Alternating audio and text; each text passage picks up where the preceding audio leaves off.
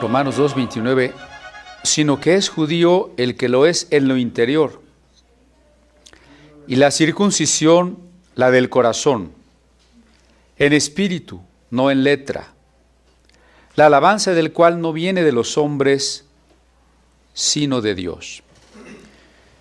Si ustedes recuerdan que Juan el Bautista recriminó a muchos de los que salían a escuchar su mensaje o incluso que tal vez tenían la intención de bautizarse y les decía: generación de víboras, ustedes solo están buscando no ser castigados. Diríamos hoy, solo están tratando de no irse al infierno, pero no hay ningún cambio profundo en ustedes. Es una especie de acercamiento a Dios calculador. Nos acercamos a Dios por lo que nos puede dar. Nos acercamos a Dios porque nos dijeron que nos iba a bendecir, que nos iba a solucionar nuestros problemas. Nos acercamos a Dios solo porque le tenemos miedo a la muerte. Todos esos casos presentarían actitudes calculadoras. Y por eso Juan el Bautista invita a un verdadero arrepentimiento y les dice: no se confíen en que ustedes son hijos de Abraham, porque Dios puede levantar hijos a Abraham de estas piedras. Lo que está diciendo Juan, aquí está dicho en otras palabras por el apóstol Pablo en el verso que acabamos de leer. ¿Quién es el verdadero judío? ¿Quién es el verdadero hijo de Abraham? El que lo es en lo interior. Hoy que les he comentado varias veces, la moda judaizante arrastra a muchos creyentes porque se ha olvidado que el judaísmo de raza y la circuncisión de la carne no tienen valor.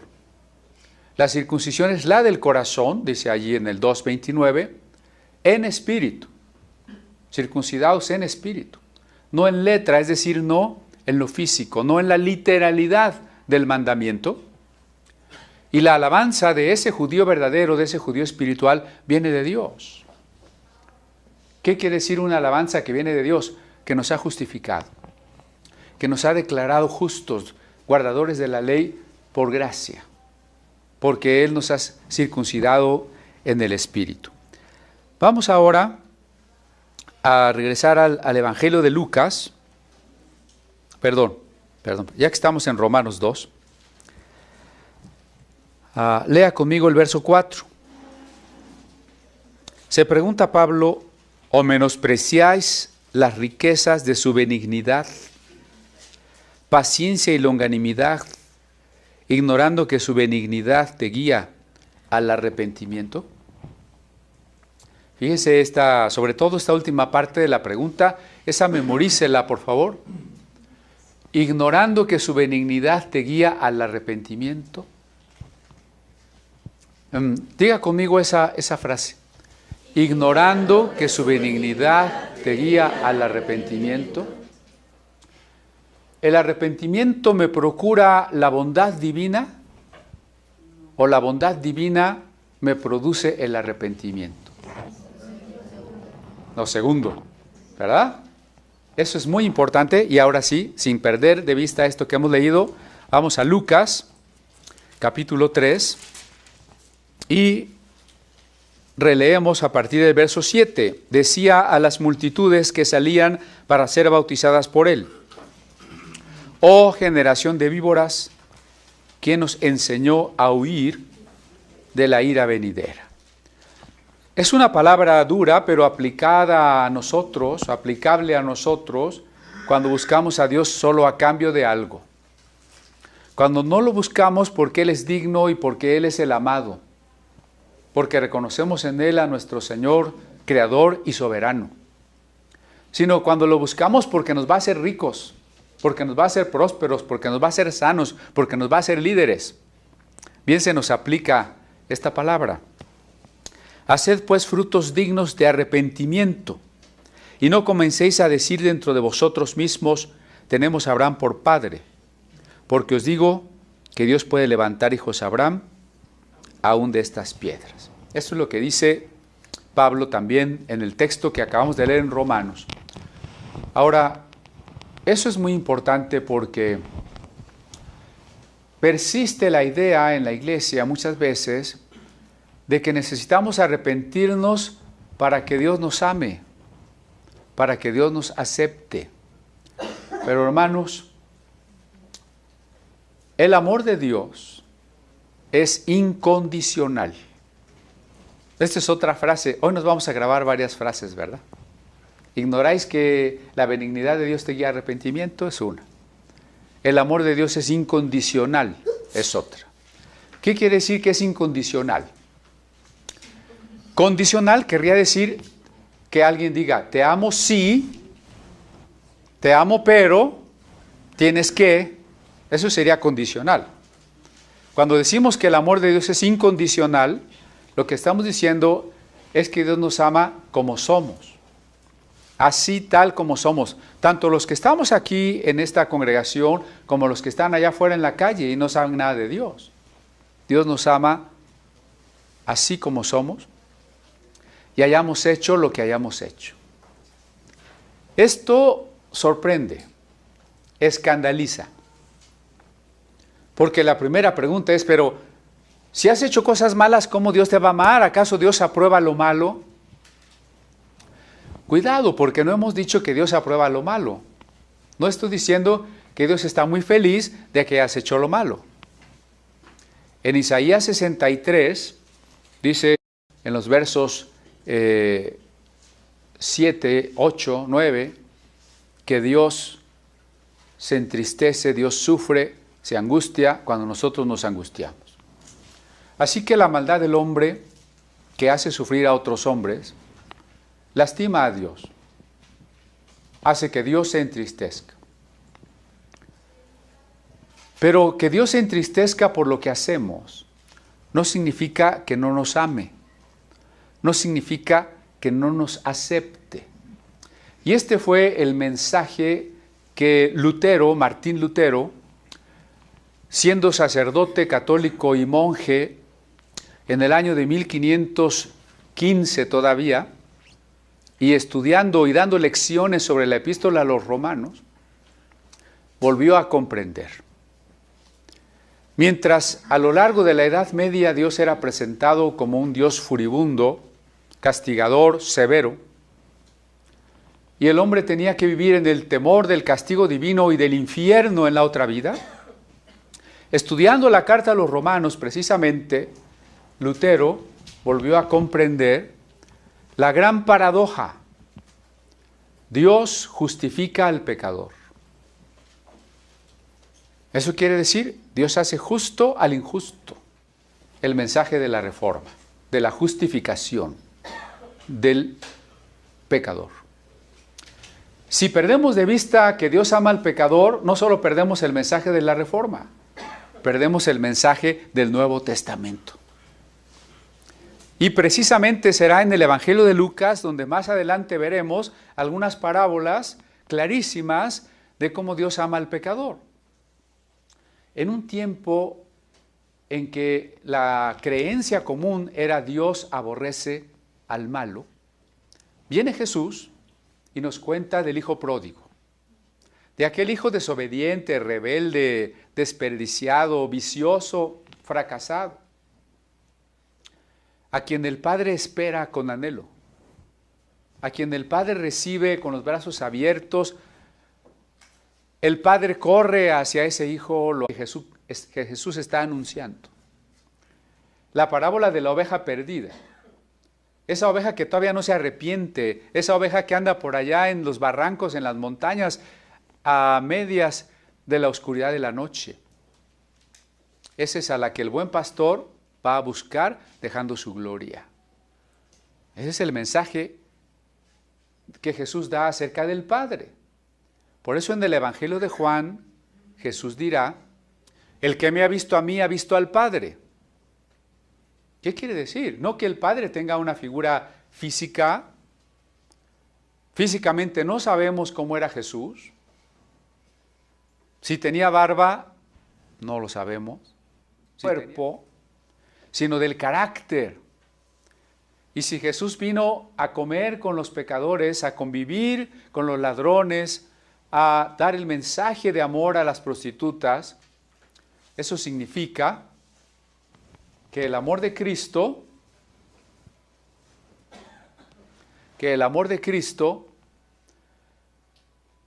es un reflejo, es una revelación del carácter del Padre. El Padre es un Padre amoroso.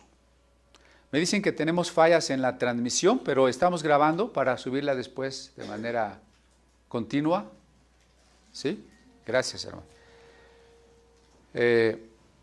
Una disculpa, hermanos, a la distancia. Si tienen mucho problema, sí me informan que estamos grabando y creo que va a quedar bien. En esa plática que dimos allá en la iglesia, que les platico, ubicada en el centro histórico, en la calle de Gante, número 5, donde está el monumento a la Biblia, al final no se acercó, más bien alzó la mano una persona que no iba a hacer una pregunta ni un comentario, sino me iba a corregir. Y me corrigió. Me dijo, Dios odia al pecado, pero también al pecador.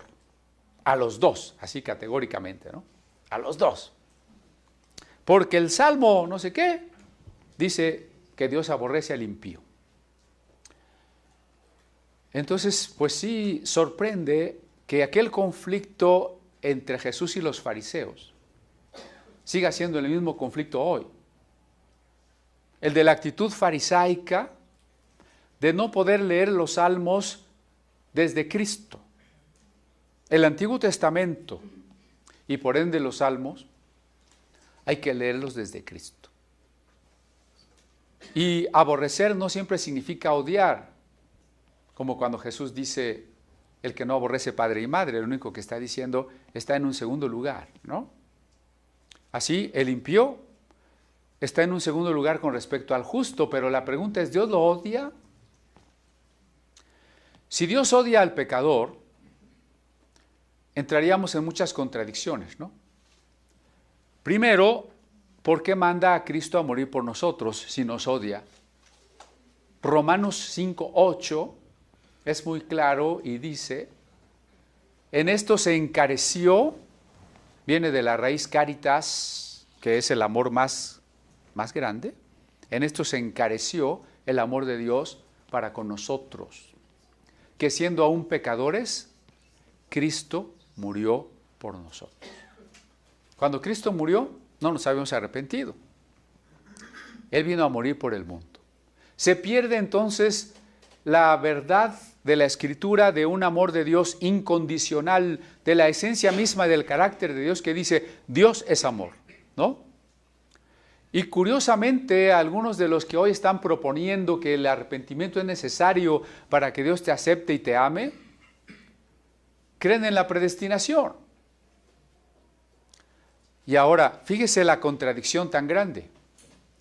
Si Dios en su soberanía nos ha predestinado, pero solo ama al arrepentido, entonces el amor de Dios es una respuesta al amor humano. ¿Quién toma entonces la iniciativa? El ser humano. Dios ama al que se arrepiente, entonces yo primero me arrepentí, amé a Dios y entonces Dios ya me amó. La condición era que yo primero me decidiera. Y con eso acabamos con la soberanía de Dios, por supuesto, ¿no? Entonces, el apóstol, o más bien el profeta, Juan el Bautista, al invitarnos al arrepentimiento, no está implicando que es el requisito para que Dios nos acepte. Recuerde que estamos amados, aceptados y perdonados por Dios. Entonces, ¿hay que arrepentirse o no hay que arrepentirse? Sí hay que arrepentirse. ¿Qué nos procura, qué nos gana el arrepentimiento? ¿Qué obtenemos con el arrepentimiento? Apropiarnos de esa aceptación, amor y perdón que Dios ya nos ha dado. Esto es muy parecido a cuando compartimos con alguien que no conoce a Cristo y le decimos, Dios te ama y tiene un plan para tu vida. Y la pregunta natural es, si Dios me ama, ¿por qué el mundo está como está? ¿Por qué me va tan mal? Y entonces pasamos a la segunda explicación. Porque estamos separados de Dios, ¿no? Entonces, que Dios nos ama, nos acepta y nos perdona ya es un hecho. Ya es un regalo que ya está dado en Cristo. ¿Por qué no hemos disfrutado ese regalo? ¿Por qué todavía no nos sentimos perdonados? Porque no nos hemos apropiado de ese regalo. ¿Y cómo nos apropiamos de ese regalo? Muy sencillo. Cuando sentimos el toque del Espíritu, cuando el amor de Dios, la benignidad de Dios viene y nos embarga, entonces es el momento de dar una respuesta. Esa respuesta une indisolublemente arrepentimiento y fe. Porque no se crean que los teólogos a veces se devandan los sesos diciendo, ¿qué es primero, el arrepentimiento o la fe? No, pues primero la fe. No, primero el arrepentimiento. En realidad vienen juntos porque ambos pertenecen a la respuesta ante la gracia. La gracia es primero. La gracia es la iniciativa divina. Sin la gracia no hay salvación. Sin la gracia ni siquiera habría la acción del Espíritu Santo ayudándonos, invitándonos a decirle sí a Dios. A ver, vamos a repasar. ¿Cuál fue una frase que dijimos? O ignoras.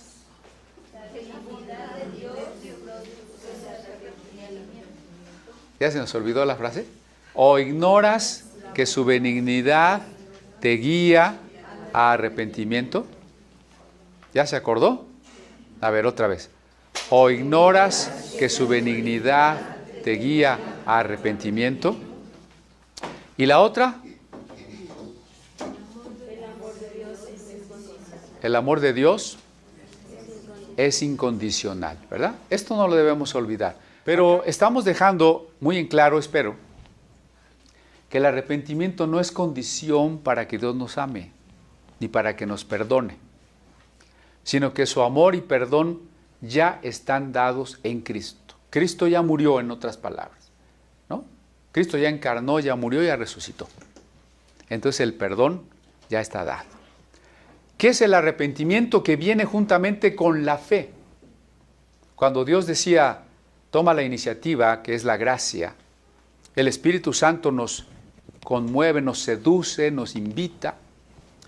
Entonces la respuesta del hombre es la fe y el arrepentimiento. La fe es decirle sí a Dios, sí a ese amor, darle el sí a Dios. Eso es la fe. Por supuesto que es darle un sí que involucra toda nuestra existencia, ¿no? Todo lo que somos. Y el arrepentimiento es la decisión de cambiar de rumbo. Es la decisión de cambiar de rumbo. Pero no es previa. No es previa. Miren, si para que Dios me acepte yo tuviera que decidir cambiar y cambiar, ¿saben cuándo lo voy a lograr? Nunca. En esto también Lutero tenía mucha razón. Él dijo, la ley es espiritual y yo no soy espiritual. Ni siquiera bastaría con cumplir la ley exteriormente si no la cumplo del corazón. Y eso no es posible. Siempre vamos a fallar. Entonces, el arrepentimiento no se trata de decidir cambiar y cuando ya cambié, entonces venir a Dios. Ese es un gran error. Acércate a Dios, pero primero deja de fumar. Acércate a Dios, pero primero deja de ser borracho. Y peor, si eres drogadicto, ¿no? Pues deja de drogarte. Si eres homosexual, pues primero vuélvete de tu sexo. No, ese no es el mensaje de Dios. Alguna vez les conté esta historia, pero la voy a tener que repetir. Cuando un pintor se encontró en la calle a un mendigo, y entonces dijo, voy a pintar un cuadro de este hombre. Le dijo, oiga, yo quiero pintar un cuadro de usted. Y le dio su tarjetita y le dijo, búsqueme mañana en mi estudio. El mendigo muy contento, pues con las limosnas que logró ese día, se fue a bañar y a la peluquería. Y al otro día que fue al estudio del pintor, ¿verdad? Y el pintor abre y dice, ¿usted quién es? Pues usted me dijo que viniera porque me iba a pintar. Así ya no me sirve. A Dios hay que venir como estamos. Dios no está diciendo al hijo pródigo, arréglate, báñate, recupera el dinero perdido y luego vienes a ver si te acepto. ¿Verdad que no? Es claro que no. Dios nos recibe como estamos. El arrepentimiento no es que ya logré cambiar, es que estoy decidiendo, nada más decidiendo. Y que lo decido cuando Dios me invita. Ahora bien, ¿quién me va a dar la capacidad de cambiar? Aquí está la diferencia. Dios me va a dar la capacidad de cambiar. Yo solo tengo que estar dispuesto. Yo solo tengo que decir sí. Porque yo me he encontrado con personas que les digo, bueno, ¿y por qué no te bautizas? Es que hay todavía muchas cosas que yo no he podido dejar. Pues ni podrás. Dios no está diciendo que se vengan a bautizar los perfectos, los que no cometen errores, los que ya no pecan. Tú te conviertes y te bautizas como señal de tu conversión, porque después de eso es Dios, es su Espíritu Santo el que te va a ir transformando. Por eso si se fija es que nosotros no estamos regañando a las personas que llegan. Nunca le hemos dicho a alguien, oye, ¿tú que fumas? Mira, ya no fumes. Alce la mano a quien le hemos dicho que ya no fume. ¿Verdad que no? O no te vistas así. O córtate el pelo.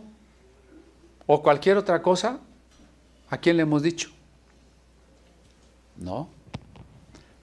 Claro, digo que esto escandaliza porque hay quien me ha cuestionado, pero ¿cómo bautizaste a fulano, a sutana, a perengano que tienen estos y estos pecados?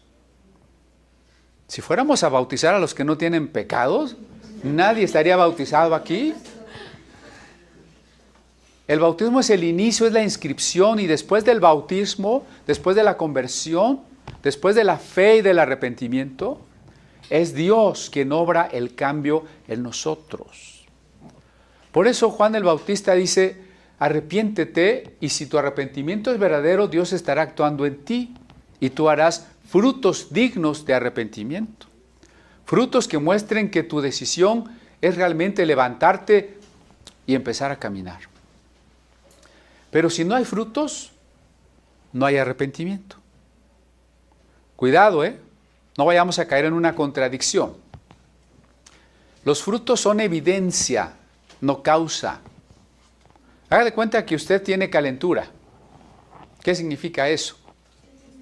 Que tiene una infección. ¿La calentura provocó la infección o la infección provocó la calentura? La infección provocó la calentura, ¿no? Mis buenas obras no provocan el arrepentimiento ni la aceptación de Dios, sino que el verdadero arrepentimiento va a provocar un cambio. El cambio es evidencia. Por eso dice, vuelvo al texto de Lucas 3, 8. Haced pues frutos dignos de arrepentimiento. Dice el verso 9, ya también el hacha está puesta a la raíz de los árboles, por tanto todo árbol que no da buen fruto se corta y se echa en el fuego. En este verso, como en uno que está más adelante, que es el verso 17, dice, su aventador está en su mano y limpiará su era y recogerá el trigo en su granero y quemará la paja en fuego que nunca se apagará. En ambos casos, Juan el Bautista está hablando de que el arrepentimiento tiene un tiempo oportuno, que los profetas llamaron el año de la buena voluntad de Dios, haciendo alusión al jubileo, el año en que se perdonaban las deudas, se regresaban las propiedades hipotecadas. Este tiempo de la vida, este tiempo antes de que Cristo regrese, es el año de la buena voluntad de Dios. Pero ese tiempo de oportunidad tiene un límite. Un día se va a terminar. O Cristo va a regresar cuando menos lo espera, dice Pablo, en un pestañeo, o usted se va a morir. Y eso es muy rápido que va a pasar, ¿no? Y entonces estos dos versos tienen que aplicarse. El hacha está puesta para cortar el árbol que no da fruto. Y la figura del verso 17 es la del trigo. Una vez que se recoge el trigo, viene el granito, viene el tallo y todas las hojitas, la paja. Su aventador está en su mano, dice. Se toma un garrote y se golpea el trigo para que se suelten los granitos de la paja. Y después con una canasta se avienta el trigo al aire, ¿verdad?, para que se vaya saliendo la paja y se recojan solo los granitos. Dios está separando al verdadero trigo de la paja. Esto es parte de un proceso que Dios quiere hacer en nosotros, el proceso del desierto que hablamos cuando comentamos que Juan fue forjado en el desierto, en la escuela de Dios de la soledad. Pero también estos textos nos hablan de un riesgo que ya hemos estudiado en la carta a los Hebreos, el riesgo de la apostasía. Hebreos capítulo 6 habla de la tierra que ha recibido muchas veces el agua, que representa la palabra de Dios, y que no ha dado fruto. Y dice Hebreos, está cercana de ser abrasada. Con ese, quiere decir quemada, ¿no? De ser quemada. Entonces, el arrepentimiento es un mensaje muy difícil, tanto de dar como de aceptar. Es un mensaje difícil de dar, de impartir, de predicar, porque a las personas no les gusta. Es un mensaje difícil de aceptar porque somos proclives a negar que estamos pecando, a disminuir la gravedad de lo que hacemos, o de plano a decir, pues sí es malo, pero así estoy bien, así me gusta, así quiero estar, ¿no? Pero el arrepentimiento o la oportunidad de arrepentirnos tiene un límite. Y por eso la Biblia también insiste en el temor de Dios. En el temor, cuando recordamos, por ejemplo, a Esaú, del que se dice que menospreció, que fue profano, y luego no hubo lugar para el arrepentimiento, aunque lo procuró con lágrimas, ¿no? Por eso estoy recordando Hebreos, que ya estudiamos, ¿no? Hebreos con Lucas. Ambos escritores excelentes en su manejo del griego. Dice Hebreos, si oyereis hoy su voz, no endurezcáis vuestro corazón. ¿Cuándo tenemos que arrepentirnos? Hoy. Continúo y dice, con estas y otras muchas exhortaciones, anunciaba, no es cierto, regresémonos, por favor, al verso 10. Y la gente le preguntaba diciendo, entonces, ¿qué haremos? Si usted escucha el mensaje, el reino de Dios, no diríamos como Juan el Bautista, está a punto de establecerse, nosotros tendríamos que decir, el reino de Dios ya está en la tierra. El reino de Dios se está formando en este mundo. Por supuesto que va a llegar a su plenitud, ¿no? Aquella tensión de la que hablaba Oscar Cullmann, el reino de Dios es un ya y un todavía no. Pero estamos en el ya. ¿Cómo hacemos para participar? Arrepiéntanse, decídanse a cambiar de vida. Y algunos, queriendo algo más específico, preguntaban, ¿y cómo hago? ¿Qué tengo que hacer exactamente? ¿En qué consisten algunos actos que implican el cambio de la vida? ¿Qué contesta Juan? Si me acompaña al verso 11. Y respondiendo les dijo, el que tiene 2 túnicas, dé al que no tiene, y el que tiene que comer, haga lo mismo. Tal vez nosotros, ante esta pregunta, hubiéramos dicho, pues no falten al culto, lean más la Biblia, oren todas las mañanas. Algunos consejos de esos hubiéramos dado, ¿no?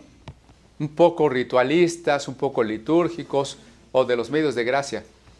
Traigan más ofrenda, ¿verdad? Hagan pacto con Dios. Eso tal vez hubiéramos contestado, pero Juan el Bautista está diciendo con esto que el reino de Dios no es ni económico ni político.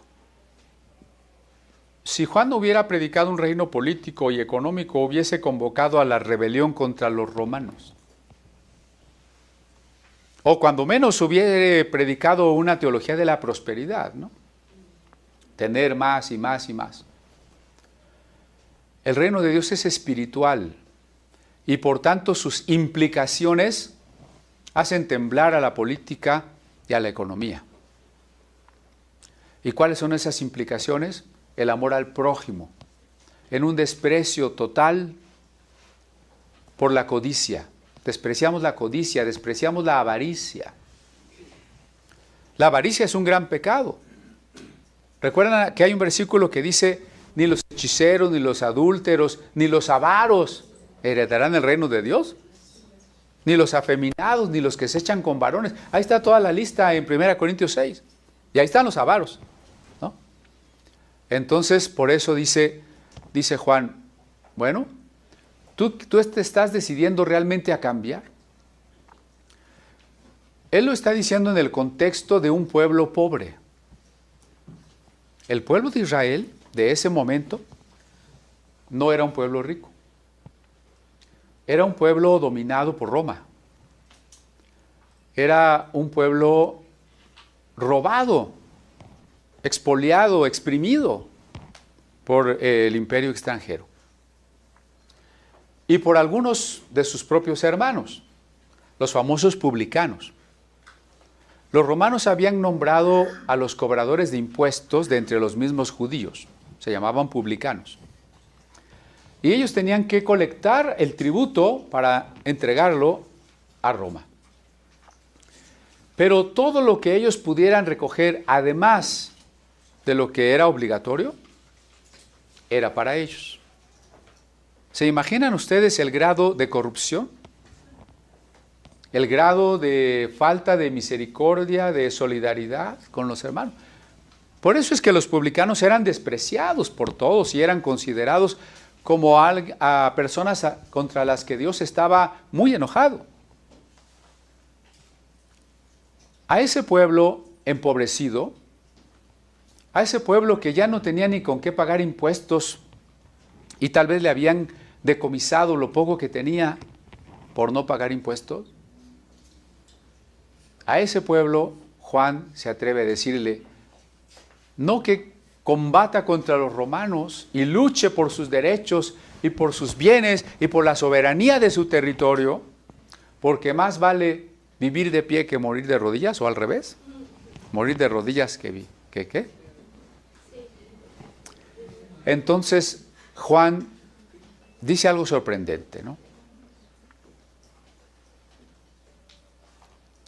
Si tienes dos sacos, dos abrigos, diríamos hoy, no usamos túnicas, ¿verdad?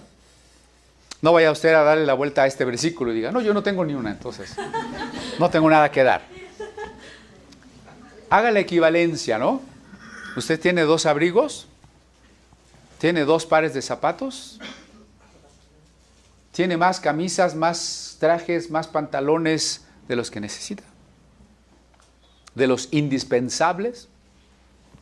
Mejor digo indispensables, porque si digo necesitan, a lo mejor alguna hermana va a decir, no, yo necesito 50 pares de zapatos, porque está el morado, el verde, el rojo, el amarillo, ¿verdad? El que tiene algo, dele al que no tiene. El que tiene de comer, dele al que no tiene. ¿Verdad que necesitamos volver a este mensaje? Este mensaje que combina perfectamente, coincide con el sermón de la montaña.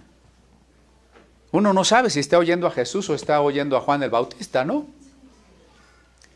Casiodoro de Reina, además de traducir la Biblia por primera vez completa al español, hizo un pequeño libro que se llama Comentario al capítulo 4 de Mateo.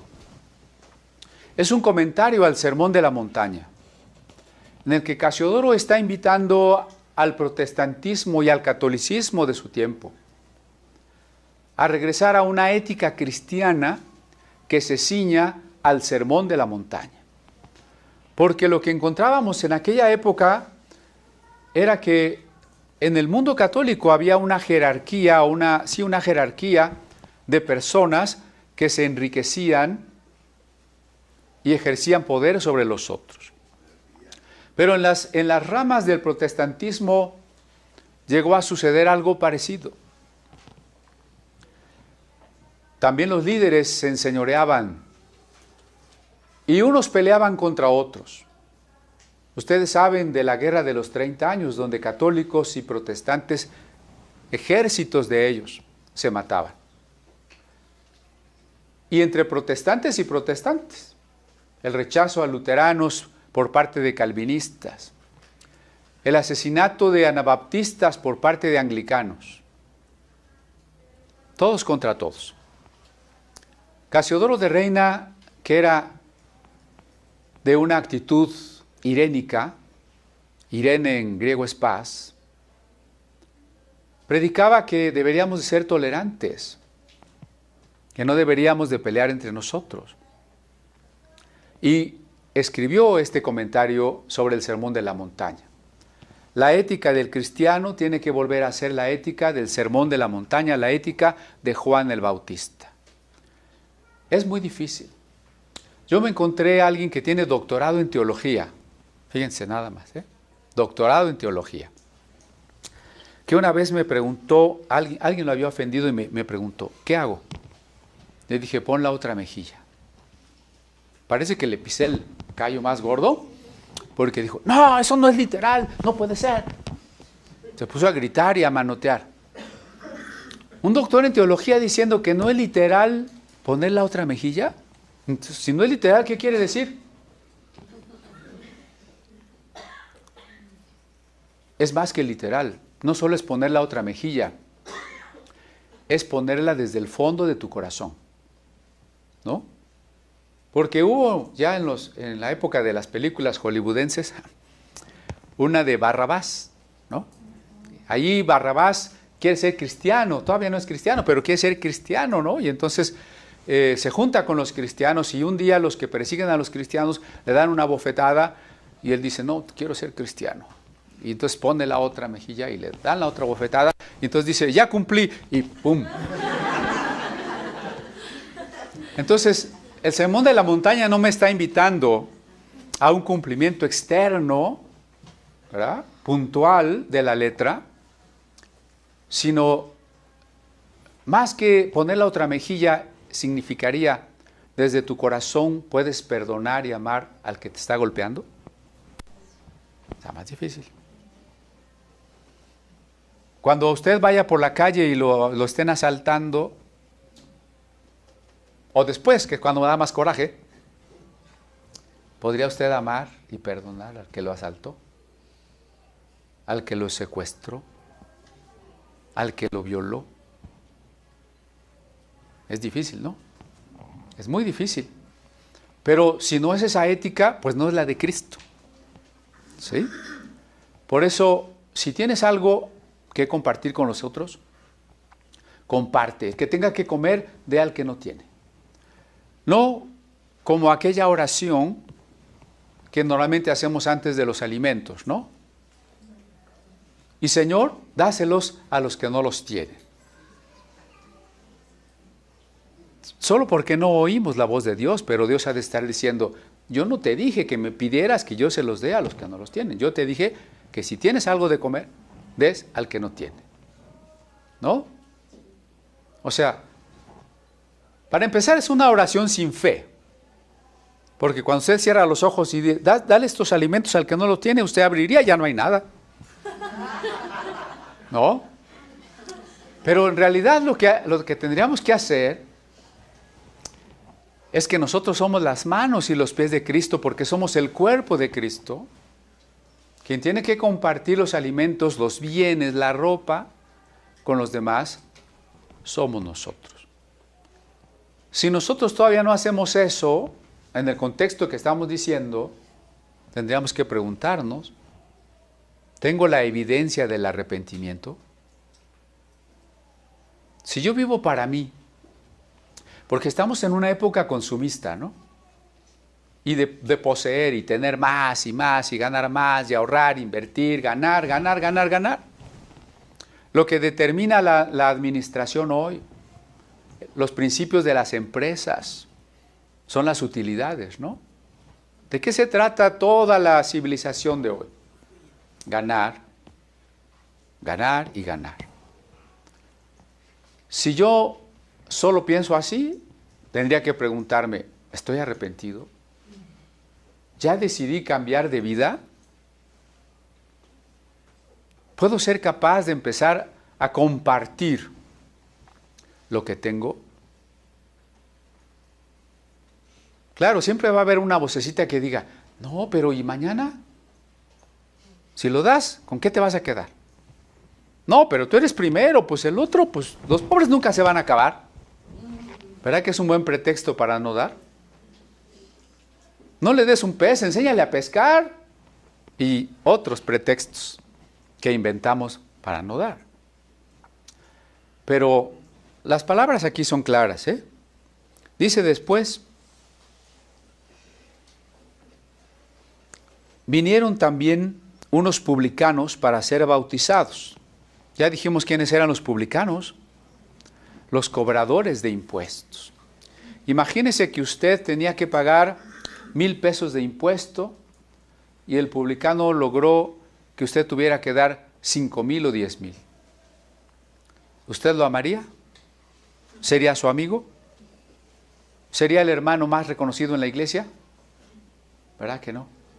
Estos publicanos vinieron y le dijeron, maestro, ¿qué haremos? Juan el Bautista le debió haber dicho, Dios aborrece al impío, ni vengan ustedes. Pero ya explicamos que Dios ama al pecador, ¿no? Vienen los publicanos y quieren acercarse a Dios. Y Juan el Bautista no los rechaza, con ello implicando que Dios los acepta. Porque lo que Juan está predicando, pues es la buena nueva. Es decir, el Evangelio. ¿Qué les dice Juan a estos publicanos? Cuando le preguntan, maestro, ¿qué haremos? Él les dijo, no exijáis más de lo que os está ordenado. Ya les expliqué que ellos podían cobrarse todo lo que quisieran, de más. ¿Qué dice Juan? Rebélense contra el imperio y no sean cobradores de impuestos para el imperio. ¿Verdad que no dice eso? Vean que no se reduce el Evangelio a una posición política. Como dije, hace tambalear a la política porque es más que política. Si tu trabajo es colectar impuestos y si estamos obligados a pagar impuestos y hay que darle al César lo que es del César, cobra los impuestos, pero no pidas más de lo que tienen que darte. Imagínense que en México esto se aplicara. ¿Recuerdan cuando nuestro hermano David pasó a testificar todo golpeado que unos policías lo habían golpeado? ¿Por qué lo golpearon? Porque no dio dinero. ¿Y por qué esos policías tienen que sacar dinero? Porque su jefe les pide dinero. Y porque el jefe de su jefe les pide dinero. Y porque así nos vamos hasta lo más alto del gobierno. Y entonces todos los ambulantes tienen que dar dinero. Todos los presos tienen que dar dinero. Todas las personas que son detenidas por la policía tienen que dar dinero. Es importante el arrepentimiento, porque solo el arrepentimiento puede hacer un verdadero cambio social. No hay otro remedio para México. Ni el cambio de presidente, ni el cambio de partido, ni el cambio de leyes. Nosotros tenemos el único mensaje que puede traer esperanza y solución. Por eso nosotros tenemos que ser como Juan el Bautista. Jesús dijo que Juan el Bautista era el más grande de los profetas, pero menor que el más pequeño en el reino de los cielos. Los que estamos aquí pertenecemos al reino de los cielos. Entonces tenemos una tarea como la que tuvo Juan. Hijo de sacerdote y profeta del desierto. Conjunta las dos figuras que la iglesia es, sacerdote y profeta. Usted es un sacerdote y profeta. Y yo le preguntaría si usted está predicando. Usted está evangelizando. Si el amor de Dios es real en su vida, no podría dejar de hacerlo, porque se da de una manera natural. La preocupación por las personas se da de una manera natural. De la abundancia del corazón habla la boca, y si en el corazón abunda el amor divino, hablamos del amor divino. No le voy a decir que levante la mano, pero sí pregúntese, ¿a cuántas personas le compartió el Evangelio esta semana? Bueno, ¿a cuántas le ha compartido este mes? Más fácil, este año. Necesitamos ser una iglesia evangelizadora. Hay que reconocerle a los testigos de Jehová su intenso trabajo, ¿no? Allá van de dos en dos, de puerta en puerta. Ahí están parados en las esquinas con su puestecito de libros, dando su tiempo. Seguro que todos ellos también trabajan y tienen ocupaciones y tienen familia, pero ahí están trabajando.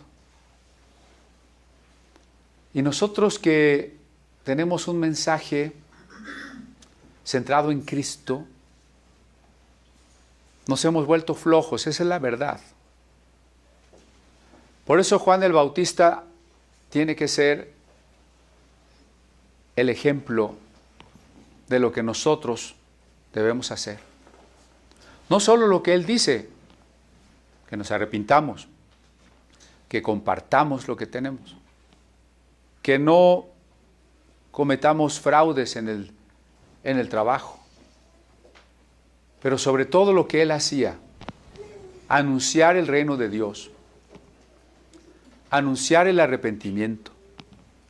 Si usted se fija, las personas que hemos visto en el Evangelio de Lucas nos enseñan algo, porque el carácter de la Biblia es tipológico.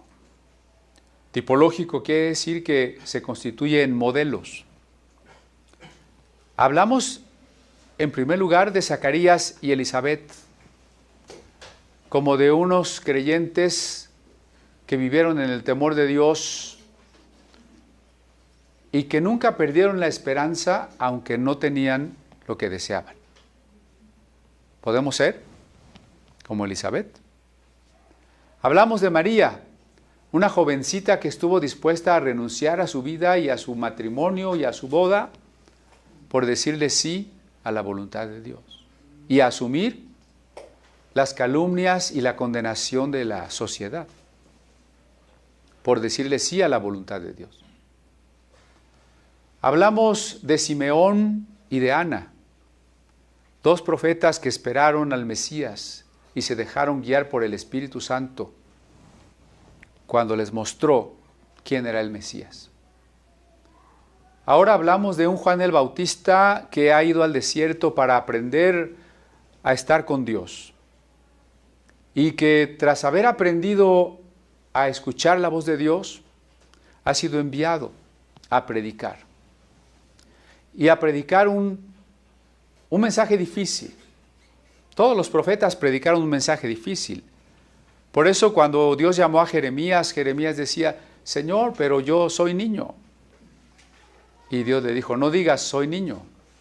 Ve y di lo que yo te mando. Te oigan o te dejen de escuchar. Habla mi palabra. Isaías dice, soy de labios inmundos. Y Dios dice, yo purifico tus labios.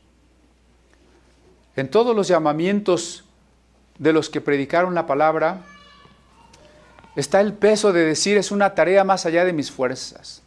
Es una tarea que me va a traer el encono y la animadversión de la gente. Porque vamos a platicar del final que tuvo Juan el Bautista, porque a la gente no le gusta que le hablemos de arrepentimiento. Pero todos los creyentes en Jesús, todos los que somos discípulos, tenemos un llamado. Ese llamado es el mismo de Juan el Bautista. Predicar el Evangelio, hacer discípulos y bautizar. Cada uno de ustedes tiene ese llamado. ¿Sí? Predicar el arrepentimiento, hacer discípulos y bautizar. Yo le invito a que no deje de cumplirlo. Porque si usted no está evangelizando, si usted no está trayendo a otros a Cristo, si usted no está hablando, aunque no le hagan caso, pero está hablando, entonces usted es un árbol sin fruto. ¿Y qué dijimos o qué dijo Juan acerca de los árboles sin fruto? Este es el tiempo en que el que corta los árboles tiene en su mano el hacha. Y el hacha ya, cuando uno va a dar el golpe, primero calcula, golpeando el árbol, dónde va a dar el golpe, ¿no? El hacha ya está puesta a la raíz de los árboles. ¿Quiere usted sufrir que su falta de fruto le lleve a la apostasía, a la indiferencia, a la apatía, al endurecimiento de la conciencia, que nos haría perder la fe y finalmente rechazar aquello que un día aceptamos, la gracia? Tenemos que tener cuidado. Prediquemos como Juan. Repartamos lo que tenemos, como lo indicó Juan, porque todo eso es el fruto que de manera natural se manifiesta y es consecuencia si verdaderamente hemos decidido darle el sí a Dios y rendirnos a Él por completo. El cristianismo no es venir el domingo, no es creer ciertas doctrinas, no es saberse ciertos versículos de la Biblia. El cristianismo es haberle rendido a Dios nuestra vida por completo.